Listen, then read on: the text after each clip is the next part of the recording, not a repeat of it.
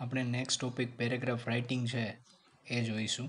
તો કે paragraph writing આપણે જ્યારે કરતા હશું તો કઈ બાબતોનો છે આપણે ધ્યાનમાં લેવી જોઈએ એના વિશે આપણે માહિતી લઈશું. તો સૌથી પહેલું છે ક્લેરિટી ઓફ થોટ્સ, કે આપણા વિચારોની જે શુદ્ધતા હોવી જોઈએ. Think over the subject, take your stand. Are you pro or against the topics? Decide your approach for the decision. તો ક્લેરિટી ઓફ થોટ્સની અંદર પહેલું છે થિંક ઓવર ધ સબ્જેક્ટ, કે સબ્જેક્ટ ઉપર વિચારો. પછી ટેક યોર સ્ટેન્ડ, પછી છે તમે ખુદ સ્ટેન્ડ લ્યો એના માટે. પછી આર યુ પ્રો, કે તમે છે એના તરફી છો કે તમે ટોપિકને અગેન્સ્ટ છો, એ તમારે વિચારવાનું છે. અને તમારો જે એપ્રોચ હોય ફોર ધ ડિસ્કશન, અને તમારા જે ડિસ્કશન, જે સંવાદ કરવાના છો, જે વાતચીત કરવાના છો, ડિસ્કસ કરવાના છો કોઈ વાત, તો એમના વિશે તમારો શું એપ્રોચ છે એ છે તમારે રજૂ કરવાનો. તો આટલી બાબતનું ક્લેરિટી ઓફ થોટ્સની અંદર ધ્યાન રાખવાનું. પહેલાં સબ્જેક્ટ ઉપર વિચારવાનું, પછી છે તમે એના તરફી છો કે તમે એના અગેન્સ્ટ છો એ વિચારવાનું. પછી તમારો જે ખુદનો એપ્રોચ હોય ડિસ્કશન માટેનો એ તમારે ડિસાઇડ કરી લેવાનું. નેક્સ્ટ છે યુનિટી ઓફ થોટ્સ, કે વિચારોની એકરૂપતા. તો સૌથી અગત્યની વાત હોય તો આ છે યુનિટી ઓફ થોટ્સ, કે વિચારોની એકરૂપતા છે હોવી જોઈએ. જો વિચારો છે એકરૂપ નહીં હોય તો તમે સારી રીતના છે પેરેગ્રાફને લખી નહીં શકો. Think over the subject, subject ઉપર પહેલાં વિચારો. ડોન્ટ ફમ્બલ. ફમ્બલ મીન્સ જે આપણે ખોટા ફાફા મારતા હોય એવી રીતના નહીં. એનું છે આપણે પહેલેથી ડિસાઇડ હોવું જોઈએ.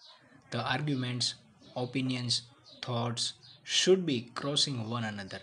અને જેટલી તમારી આર્ગ્યુમેન્ટ હોય, આપણી દલીલ હોય, આપણા જે ઓપિનિયન હોય, આપણા જે વિચારો હોય, એ બધા કેવા હોવા જોઈએ? તો કે ક્રોસિંગ વન અનધર, એકબીજાને છે એ ક્રોસ કરતા હોય એવા. એ પછી કોઈ એક ટોપિકને છે અનુસરતા હોવા જોઈએ. એની પછી છે ઓર્ડર ઓફ થોટ્સ, કે જે વિચારોની જે ગોઠવણી છે એ. There should be logical order in our expression, કે લોજિકલ ઓર્ડર હોવા જોઈએ, કે ક્રોનોલોજિકલ મીન્સ કે એક પછી એક ઘટનાઓ છે બનતી હોય, એ એક્સપ્રેશન છે બધી લાઇનમાં હોવી જોઈએ, રજૂઆત છે બધી લાઇનમાં હોવી જોઈએ. કોઈ ઘટના પહેલાં બની જાય પછી એને ફરીવાર વર્ણન કરવામાં આવે, અથવા તો કોઈ પણ ઘટના છે મિક્સ થતી હોય, અથવા તો આડેધડ હોય, એવી રીતના ન હોવી જોઈએ. However, student can have a liberty to begin his or her talk with any thoughts or idea, but the conviction power should be reflective in their writing. કે સ્ટુડન્ટને છે લખવાની છૂટ હોય છે, કે એ પોતાના આઈડિયા છે પોતાની મરજી મુજબ છે લખી શકે છે, એની એટલી છૂટછાટ હોય છે. બટ કન્વિન્સિંગ પાવર હોવો જોઈએ. તો કે એની અંદર કોઈ તમે વાત કરો છો એ સામેવાળા માણસને છે કન્વિન્સ કરી લે, સામેવાળા માણસને મનાવી લે. બી રિફ્લેક્ટેડ ઇન ધેટ રાઇટિંગ, કે એની રાઇટિંગની અંદર એ કન્વિન્સિંગ પાવર છે હોવો જોઈએ, કે સામેવાળા માણસને એ વસ્તુ સીધી મગજમાં ઉતરી જાય, સામેવાળા માણસને એ વસ્તુ ગમી જાય. That's cold convincing power. પછી છે નોવેલ્ટી ઓફ થોટ્સ, કે વિચારોની અંદર નવીનતા હોવી જોઈએ. કે મોસ્ટ ઓફ છે એકના એક વિચારો છે રિપીટ થતા હોય, અથવા તો કોઈએ કીધેલા વિચારો છે આપણે લખતા હોય, તો એવું ન થવું જોઈએ. પેરેગ્રાફ રાઇટિંગની અંદર મોસ્ટ ઇમ્પોર્ટન્ટ છે નોવેલ્ટી, કંઈક નવીનતા લાવવાની. પછી તમે છે એને નવા સેન્ટેન્સ છે લખી શકો, નવા સેન્ટેન્સ બનાવી શકો, એવા નવા કંઈ સારા શબ્દોનો યુઝ કરી શકો. As far as expression is concern, one has to differ from the others. કે આપણે વાત કરીએ એક્સપ્રેશન ઇઝ કન્સર્ન, કે વિચારો છે કેવા, રજૂઆત છે કેવી, તો કે સંબંધિત હોવી જોઈએ. અને one has to differ from other, અને એક છે બીજાથી અલગ હોવી જોઈએ. And for this, one has to try hard to bring novelty in his or her writing. એટલા માટે છે વન શુડ, કે છે વ્યક્તિએ છે ટ્રાય કરવી પડશે hard to bring a novelty in their writing, કે પોતાના લખાણની અંદર નવીનતા લાવવા માટે.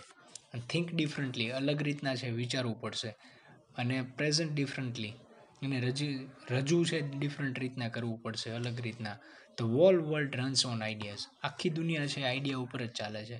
ફ્રેશ થોટ, નવા વિચારો છે લાવવા પડશે. યુનિક આર્ગ્યુમેન્ટ છે લાવવી પડશે. નોવેલ પ્રેઝન્ટેશન્સ ઓલવેઝ પે, અને નવી જે તમે નોવેલ પ્રેઝન્ટેશન્સ છે તમે કહી શકો કે ઓલવેઝ પે, એને છે હંમેશા ચૂકવવામાં આવે છે, એને છે હંમેશા છે સારી રીતના જોવામાં આવે છે.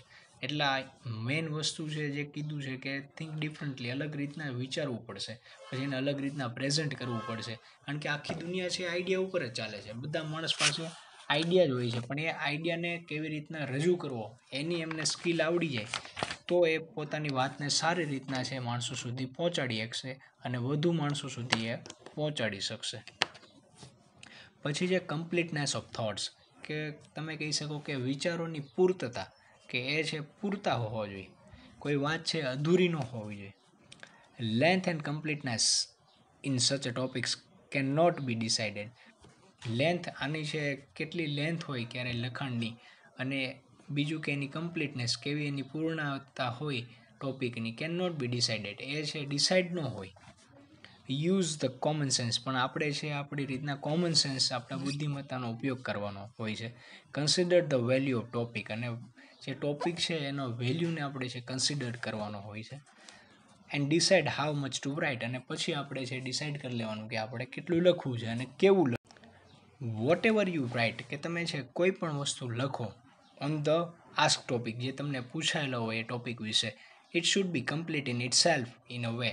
એ કેવો હતો કે કમ્પ્લીટ હોવો જોઈએ એની રીતના જ તે તમે જ્યારે આન્સર આપો ત્યારે. One should not feel something incomplete, આપણે છે આપણી જાતે જ એને ઇનકમ્પ્લીટ છે ફીલ ન કરતા હોવા જોઈએ. આપણને છે લખ્યું હોય આપણો આન્સર આપ્યો એટલે આપણને એવું લાગવું જોઈએ કે ઇટ ઇઝ કમ્પ્લીટ થિંગ, આ છે એ વસ્તુ કમ્પ્લીટ છે. ઇન અધર વર્ડ્સ, અને બીજા શબ્દોની અંદર આપણે કહીએ, ડોન્ટ સ્ટ્રેચ ઓવર થોટ્સ, કે વિચારોને છે બહુ ખોટા છે લંબાવો નહીં. To that extent that you have to leave some ongoing arguments incomplete, કે આપણે આપણા વિચારોને છે એટલા બધા ન લંબાવવા જોઈએ, એ હદે ન લંબાવવા જોઈએ કે જે that you have to leave, કે છે પછી તમારે જે છોડવું પડે some ongoing arguments incomplete, કે જે ઓન ગોઈંગ જે શરૂ હોય એની અંદર જે બીજી આર્ગ્યુમેન્ટ્સ છે આપેલી એ અધૂરી ન રહી જવી જોઈએ. કે ઘણીવાર આપણે છે લખવા બેસતા હોય ત્યારે કોઈ એક સારો એવો શબ્દ અથવા તો કોઈ પેરેગ્રાફમાંથી કોઈ એવો શબ્દ આપણને મળી જાય કે જેને પછી આપણે જે બહુ એક્સટેન્ડ બહુ લખ્યા જ રાખીએ અને જે બીજા મેઇન અમુક અગત્યના શબ્દ છે એ છૂટી જાય અથવા તો જે વાત કહેવાની છે એ રહી જાય. તો એવું ન થવું જોઈએ કે જ્યારે આપણે લખીએ કોઈ વસ્તુને ત્યારે એને છે એ હદે છે એક્સટેન્ડ કરવાનું, કે બધી વસ્તુ એની અંદર કમ્પ્લીટ છે તમે આવરી લ્યો. આખા પેરેગ્રાફના બધે જે આપણે તમારે વાત કહેવાની છે એ કમ્પ્લીટ રીતના કહેવાય છે. મીન્સ કે તમને કોઈ ગમતી વસ્તુ એ પેરેગ્રાફની અંદર હોય ને પછી તમે એને લંબાવે જ રાખો, લેખે જ રાખો, તો એવું પણ ન થવું જોઈએ. બધા જે શબ્દો બધી પેરેગ્રાફની બધી લાઈન છે એને પૂરતો છે ન્યાય મળવો જોઈએ. તો આની મદદથી છે તમે પેરેગ્રાફ છે સારી રીતના લખી શકો. અહીંયા તમને જે આ ટોપિક આપ્યા હતા એની મદદથી. તો આ પેરેગ્રાફ રાઇટિંગ છે એ આપણે જોયું. હવે આગળ નેક્સ્ટ ટોપિક જોઈશું.